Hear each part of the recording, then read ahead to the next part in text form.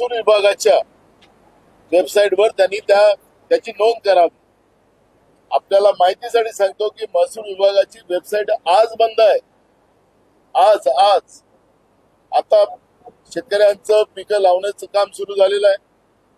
हे सगळे परिस्थिती असताना महसूल विभागाची समजा वेबसाईट बंद असेल याचा अर्थ की महसूलच्या याच्यावर त्याची नोंद झाली नाही, पिकाची नोंद झाली नाही, तर पीक विमा शेतकऱ्याला मिळतच नाही।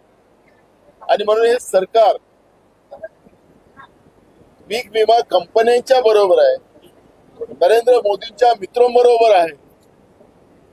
ही परिस्थिती आपल्याला पाहायला मिळते आणि म्हणून मराठवाड्यासहित महाराष्ट्रात शेतकऱ्यांना गेल्या वर्षी दुष्काळाची परिस्थिती असताना सुद्धा सरकारने सदृश्य दुष्काळ जाहीर करूनच सुद्धा सगळ्या पिकं लोकांची जळून आणि मोठ्या प्रमाणात नुकसान होऊन सुद्धा शेतकऱ्यांना पीक विमा मिळत नाही।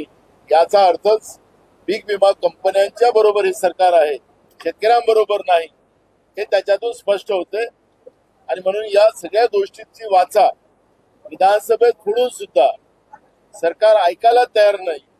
याचा अर्थ की भारतीय जनता पार्टी प्रणित महाराष्ट्रातलं एकनाथ शिंदेचं सरकार हे शेतकरी विरोधी आहे, हे त्याच्यातलं स्पष्ट होतं। ठळक घडामोडींसाठी देशोन्नती न्यूज चॅनलला सबस्क्राइब करा आणि बेल आयकॉन प्रेस करा। मुंबई, पुणे, नागपूर, मराठवाडा असो का विदर्भ, राजकीय, सामाजिक, शैक्षणिक क्षेत्र असो का क्रीडा, सर्वच घडामोडीचे विश्लेषण पाहायला विसरू नका। फक्त देशोन्नती न्यूजवर।